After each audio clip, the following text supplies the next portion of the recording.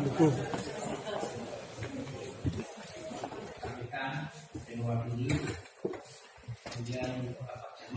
Juga masalah penyediaan makanan tambahan bagi ibu hamil, saya pikir ini semua sudah dengan kerjasama dengan BKKBN Provinsi dalam kaitan mencegah. Sehingga peran PKK di dalam mencegah stunting itu sangat besar sekali.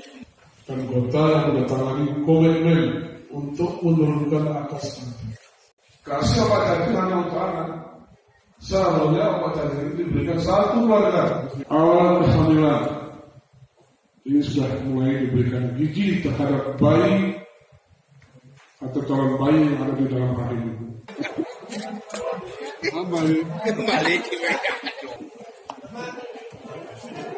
membentuk tempat kerja untuk menangani stunting ini.